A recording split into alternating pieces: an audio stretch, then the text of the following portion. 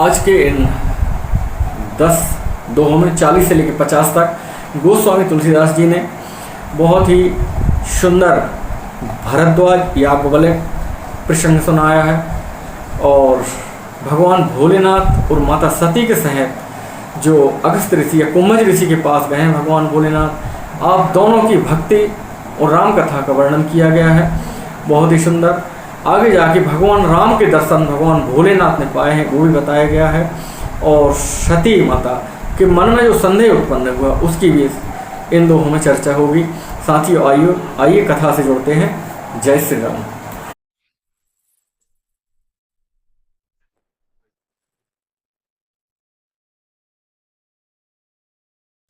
बाल चरित चहु बंधु के बनजे विपुल बहुरंग, नृपरानी परिजन सुकृत मधुकर बारी विहंग। चारों भाइयों के जो बाल चरित है वे ही इसमें खिले हुए रंग बिरंगे बहुत से कमल के पुष्प हैं। और श्री महाराज दशरथ जी की तथा उनकी रानियों के कुटुंबियों के शतकर्म पुण्य ही भ्रमर और जल पक्षी हैं। सीय स्वयंवर कथा सुहाई, सरित सुहावन सोच बिछाई। नदी नाव पटु प्रश्न अनेका, के बट कुशल उतर सविवेका। सीता स्वयंवर इस में बहुत ही सुंदर कथा है जो बड़ी सुहावनी नदी है, तुलसीदास जी कहते हैं। और इसमें जो प्रश्न उत्पन्न होंगे, विभिन्न किस्म के जो प्रश्न उत्पन्न होंगे वो इसमें विचारपूर्ण प्रश्न ही नदी की नाव है और उनके विवेकपूर्ण उत्तर ही उसके सच्चे केवट हैं। यानी कि आपके जीवन में भी जो समस्याएं आए उनमें जो प्रश्न उत्पन्न हो वो सारे उत्तर इस ग्रंथ में उपलब्ध हैं और इसके विवेकपूर्ण उत्तर ही उसके केवट हैं। सुनि अनुकथन परस पर होई, पथक समाज सोय सरि सोई। घोर धार भृगुनाथ ऋषानी, घाट सुभद्र राम बरबानी। इस कथा को सुनकर पीछे जो आपस में चर्चा होगी इसके अच्छे की बुरे की, इसको जीवन में अपनाने की, इसके अनुसार चलने की, यही नदी के सहारे सहारे चलने वाले यात्रियों के समाज शोभा। परशुराम जी का क्रोध ही इस नदी की भयानक बाढ़ है और भगवान श्री रामचंद्र जी के प्रेम पूर्ण वचन ही इसके बहुत सुंदर घाट हैं। इस प्रकार से जीवन में यदि कहीं बहुत अधिक क्रोध दिखाई दे उस समय भगवान राम की तरह शांत रहकर यदि आप उसका समाधान करते हैं तो मानिए कि यह कथा आपका पढ़ना सार्थक है। सानुज राम विवाहे उछाऊ, सो शुभ उमग सुखद सब काहू। कहत सुनत हर्षय पुल काही, ते सुकृति मन मुदित नहाही। भाइयों सहित श्री रामचंद्र जी का विवाह उत्सव ही इस कथा की नदी के कल्याणकारिणी बाढ़ है जो सभी को सुख देने वाली है। इसके कहने सुनने में हर्षित और पुलकित होते हैं वे ही पुण्यात्मा पुरुष हैं और जो प्रसन्न मन से इस नदी में नहाते हैं। इस नदी में नहाने का तात्पर्य है कि किसी के भी शुभ कार्य में आप भी बराबर प्रसन्न होकर उसमें भाग लें। राम तिलक हित मंगल साजा, परब जोग जनु जुरे समाजा। काई कुमति के कई केरी, परी जा सुभल विपति घनेरी। रामचंद्र जी के तिलक की जो साज सज्जा की गई है यह बहुत ही सुंदर, मानो पर्वत के समय इस नदी पर यात्रियों का समूह इकट्ठे हुए हैं। और इसमें कैकेयी की बुद्धि यदि सम्मिलित हो जाए तो समझिए कि बहुत बड़ी विपत्ति आने वाली है। इसलिए कैकेयी जैसी बुद्धि कभी भी किसी को इस्तेमाल नहीं करना चाहिए। शमन अमित उत्पात सवै, भरत चरित जप जाग। कलियद खल अवगुण कथन, ते जल मल बग काग। संपूर्ण अनगणित उत्पातों को शांत करने वाला भरत जी का चरित्र नदी तट पर किया जाने वाला जप यज्ञ है।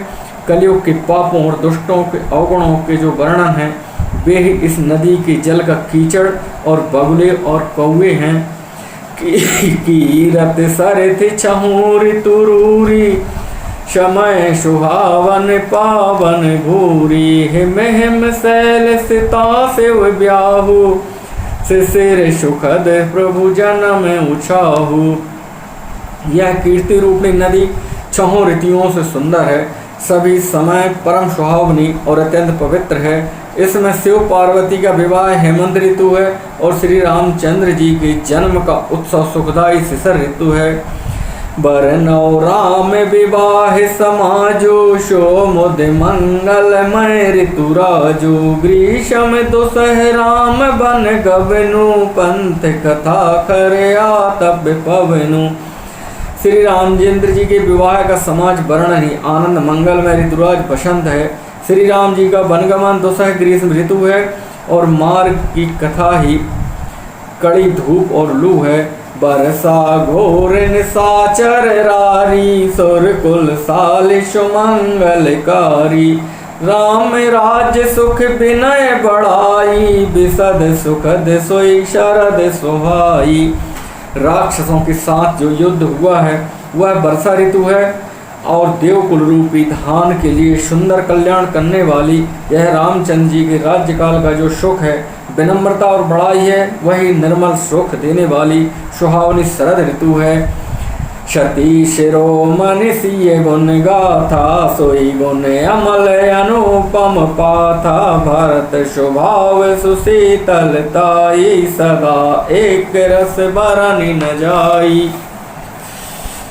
सती शिरोमणि श्री सीता जी गुणों की जो कथा है वही इस जल का निर्मल और अनुपम गुण है। भरत जी का स्वभाव इस नदी का सुंदर शीतलता है और जो सदा एक सी रहती है और जिसका वर्णन नहीं किया जा सकता। अवलोकन बोलन मिलन, प्रीत परश परहास। भायप भले चहु बंद की, जल माधुरी सुवास। चारों भाइयों का हंसना मिलना बोलना और आपस में मनोरंजन करना, यह बहुत ही इस जल की मधुरता है। इसी प्रकार से सुंदर भाईपन हम और आपको भी, आपके भाई एक हों, दो हों या चार हों, सभी आपस में मिलें, बोलें, बैठें, चर्चा करें तो तब तो ये सुंदर जल के सदस्य कार्य करेगी। आरती विनय दीनता मोरी, लघुता ललित सुबारी न थोरी। अद्भुत सलिल सुनत गुणकारी, आस प्यास मनोमलहारी। मेरा आर्तभाव विनय और दीनता इस सुंदर और निर्मल जल का कम हल्कापन नहीं है, अर्थात अत्यंत हल्कापन है। यह जल बड़ा ही अनोखा है जो सुनने से ही गुण करता है और आस रूपी प्यास और मन का मैल दूर कर देता है। राम सुप्रेमय पोसत पानी, हरत शकल कलि कल से गलानी। भाव श्रम शोषक तोषक तोषा, शमन दुरित दक दारिद दोषा। यह जल श्री रामचंद्र जी सुंदर प्रेम पुष्ट करता है, कलियुग समस्त पापों और उनसे होने वाली गिलानी को हर लेता है, संसार के जन्म मृत्यु रूप श्रम को सुख लेता है, संतोष भी संतुष्ट करता है और पाप ताप दरिद्रता और दोषों को भी नष्ट कर देता है। काम क्रोध मद मोह नशा मन, विमल विवेक विराग बढ़ावन। सादर मज्जन पाय किए ते, मिटहि पाप परिताप हिये ते। यह जल काम क्रोध मद और मोह नाश करने वाला है, निर्मल ज्ञान और वैराग्य बढ़ाने वाला है। इसमें आदर पूर्वक स्नान करने से और इसमें पीने से हृदय में रहने वाले सब पाप ताप मिट जाते हैं। जिन यही बार न मानस धोए, ते कायर कलिकाल विगोए। तिरसे तेने रख रवि कर भाव बारी, फिर हई मृग जिम जीव दुखारी। जिन्होंने इस रस स्वयं रूपी जल से अपने हृदय को नहीं धोया है, वे कायर कलिकाल के द्वारा ठगे गए हैं। जैसे प्यासा हिरण सूर्य की किरणों को रेत पर पड़ने से उत्पन्न हुए जल को भ्रम या वास्तविक जल समझकर पीने को दौड़ता है और जल न पाकर दुखी होता है, वैसे ही वे कलयुग से ठगे हुए जीव जो विषयों के पीछे भटक कर दुखी होंगे। मति अनुहार शुभारी गुण गन गन मन अनवाय, सुमरी भवानी शंकरही कह कवि कथा सुहाय। अपनी बुद्धि के अनुसार सुंदर जल के गुणों का विचार कर उसमें अपने मन का स्नान कराकर और श्री भवानी शंकर जी का स्मरण करके कवि तुलसीदास सुंदर कथा कहता है। अब रघुवती पद पंक रहूं ही धरि पाए प्रसाद, कहाँ जुगल मुनि बर करे मिलन सुभग संवाद। मैं अब श्री रघुनाथ जी के चरण कमलों को हृदय में धारण कर उनका प्रसाद पाकर दोनों श्रेष्ठ मुनियों के मिलन का सुंदर संवाद वर्णन करता हूँ।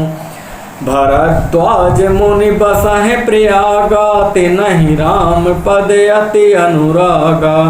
तापस सम दम दया निधाना, परमारथ पथ परम सुजाना। भरद्वाज मुनि प्रयाग में बसते हैं और उनका श्री राम जी के चरणों में अत्यंत प्रेम है। वे तपस्वी भी हैं, निगृहित चित, जितेंद्रिय, दया के निधान और परमार्थ के मार्ग में बड़े ही चतुर हैं। माघ मकर गत रवि जब होई, तीरथ पतहि आव सब कोई। देव धनुज किन्नर नर श्रेणी, सादर मज्जहि सकल त्रिवेणी। माघ में जब सूर्य मकर राशि पर जाते हैं तब सब लोग तीर्थराज प्रयागराज में आते हैं। देवता, दैत्य, किन्नर और मनुष्य समूह सब आदर पूर्वक त्रिवेणी में स्नान करते हैं। पूजहि माधव पद जल जाता, परसी अखय बटुहर सई गाता। भरद्वाज आश्रम अति पावन, परम रम्य मुनि बर मन भावन। श्री बेणी माधव के चरण कमलों को पूजते हैं और अक्षय वट स्पर्श कर उनके शरीर में पुलकित होते हैं। भरद्वाज जी का आश्रम बहुत ही पवित्र है, परम रमणीय है और श्रेष्ठ मुनियों को मन भाने वाला है। तहाँ होय मुनि ऋषय समाजा, जाहि जिमज्जन तीरथ राजा। मज्जहि प्रात समेत उछाहा, कहीं परस पर हरि गुण गाहा। तहाँ मुनि और ऋषियों का समाज एकत्रित होता है, जहाँ पर बड़े सुंदर तरीके से प्रातः काल उठकर वो स्नान करते हैं और वेद पुराणों की चर्चा करते हैं। ब्रह्म निरूपण धर्म विधि, वर्णहि तत्व विभाग। कहीं भगति भगवंत के, संयुत ज्ञान विराग। ब्रह्म का निरूपण, धर्म का विधान और तत्वों का विभाग वर्णन करते हैं तथा ज्ञान वैराग्य युक्त भगवान की भक्ति का कथन करते हैं। यही प्रकार भरी माग नहाही, पुनि सब निज निज आश्रम जाही। प्रति संबदयति होए आनंदा, मकर मज्ज गबनय मुनि वृंदा। इस प्रकार से एक माह पूरे माघ के माह में स्नान करते हैं और आनंद लेते हैं, ज्ञान भक्ति ज्ञान ब्रह्म निरूपण करते हैं और प्रति संबद यानी हर वर्ष यह इस प्रकार के एकत्रित होकर ज्ञान चर्चा होती है और फिर वो अपने अपने स्थान पर चले जाते हैं। एक बार भरी मकर नहाए, सब मुनि से आश्रमन सिधाए। जाग बल के मुनि परम विवेकी, भरद्वाज राखे पद टेकी। एक बार की बात है, सभी ऋषि मुनियों ने माघ माह में स्नान करके अपने अपने आश्रम को जाने लगे। तब भरद्वाज मुनि ने जागोलक मुनि जी के पैर पकड़ के और उनको रोकने के लिए कहा कि आप रुकें परमेश्वर, आपसे मुझे बहुत सी जानकारी लेनी है।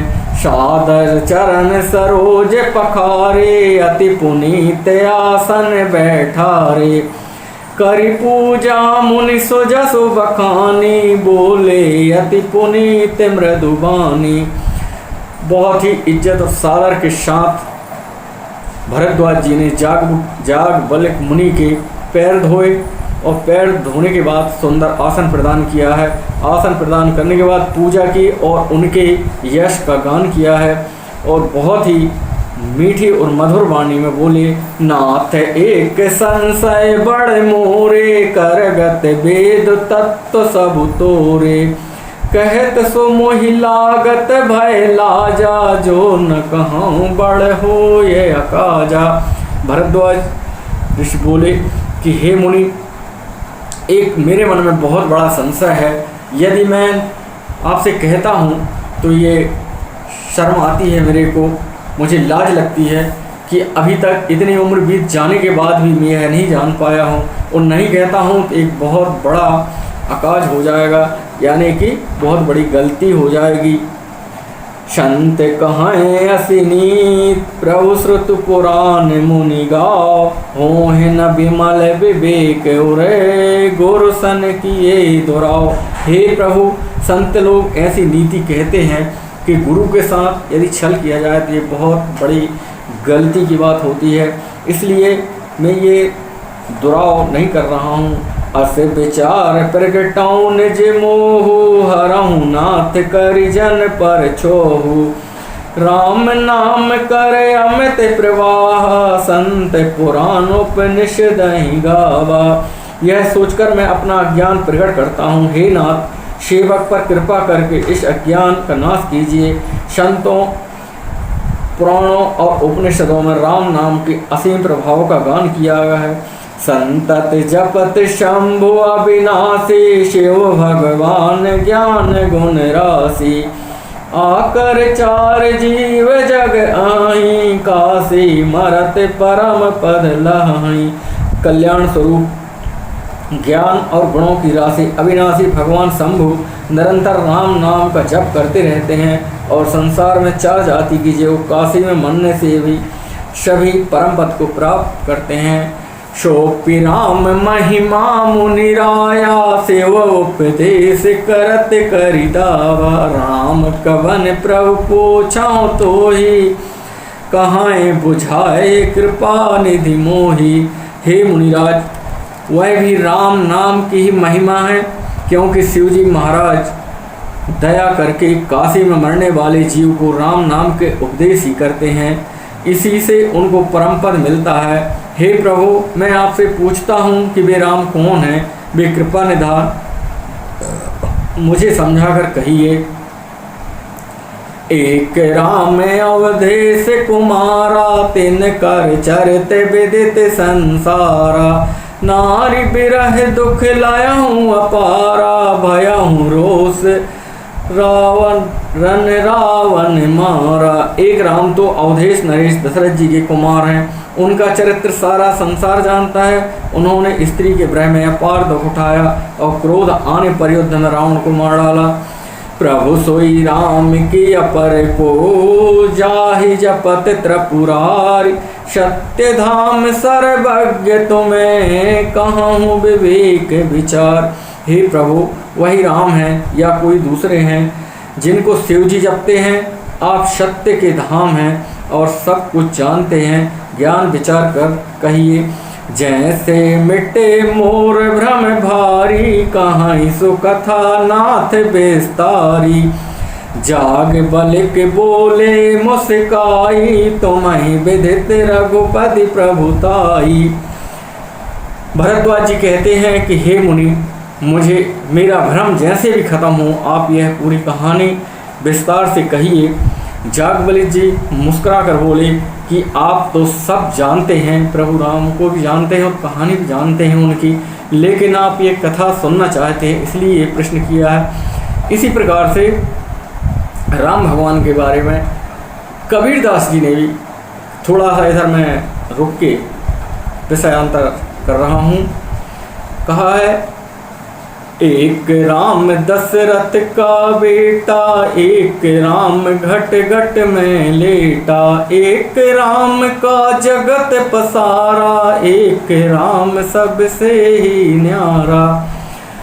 यदि ऐसा होता कि राम अलग अलग होते तो अभी जागबलिक जी भी बताएंगे क्या है। उससे पहले थोड़ा सा मैंने कबीरदास का इधर वर्णन लिया है।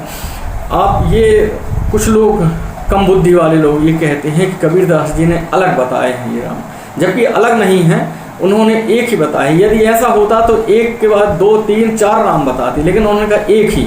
कैसा कहा है एक राम दशरथ का बेटा, तो इधर बोलते फिर दूसरा, लेकिन दूसरा नहीं, फिर उन्होंने कहा एक ही, मतलब एक राम, वो ही दशरथ के बेटा हैं, वो ही घट घट में लेटे हैं, और वो ही उन्हीं का पूरा जगत का पसारा है, और वही सबसे न्यारे भी हैं। आइए फिर से कथा से चलते हैं।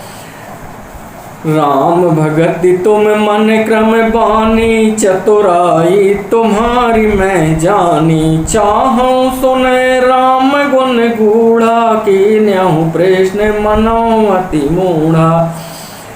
मैं आपकी, हे भरद्वाज जी, मैं आपकी चतुराई जान गया हूँ। आप भगवान राम की कथा कहानी सुनना चाहते हैं, उनके बारे में जानना चाहते हैं कि ज़्यादा से ज़्यादा चर्चा हो, इसलिए आपने यह प्रश्न किया है। तात सुनऊ सादर मनुलाई, कहूँ राम के कथा सुहाई, महामोह महि से सुविशाला, राम कथा कालिका कराला। हे तात, तुम आदर पूर्वक मन लगाकर सुनो, मैं श्री राम जी की सुंदर कथा कहता हूँ। बड़ा भारी अज्ञान विशाल महिषासुर है, और श्री राम जी की कथा उसे नष्ट कर देने वाली भयंकर काली जी हैं। राम कथा शशि किरण समाना, संत चकोर करें जय पाना, ऐसे संशय कीन भवानी, महादेव तब कहा बखानी। श्री राम जी की कथा चंद्रमा की किरणों के समान है, जैसे संत रूपी चकोर सदा पान करते हैं, और ऐसा संदेह माता पार्वती जी ने भी श्री शंकर जी से किया था। कहूँ सुमति अनुहार, अब उमा शंभु संवार, भयाऊ समय जय है तुझे, सुनि मुनि मिटहि विषाद। हे भरद्वाज जी, मैं आपके विषाद को मिटाने के लिए यह सुंदर उमा या पार्वती जी का और शंभु भगवान भोलेनाथ का चरित्र आपको ये सुनाता हूँ। अब मैं अपनी बुद्धि के अनुसार वही उमा और शिव जी का संवाद कहता हूँ।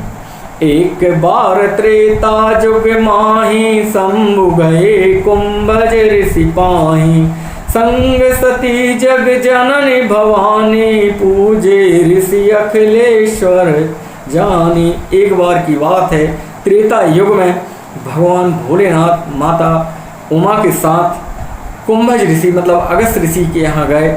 अगस्त ऋषि ने उनको जगत जननी और भगवान परमपिता परमेश्वर जान के भगवान भोलेनाथ का बहुत सुंदर पूजन किया है।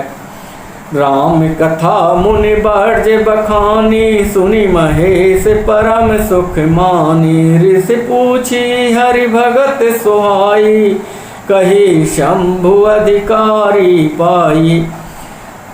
अगस्त मुनि ने बड़ी सुंदर राम कथा कही है, और भगवान भोलेनाथ ने, भगवान महेश ने सुनी है उस सुंदर कथा को। फिर कुंभज ऋषि यानी कि अगस्त ऋषि जी ने पूछा कि भगवान भोलेनाथ मुझे भक्ति के बारे में बताएं। तो भगवान भोलेनाथ ने अधिकारी समझ के यानी उनको उपयुक्त समझ के और भक्ति की कथा सुनाई है।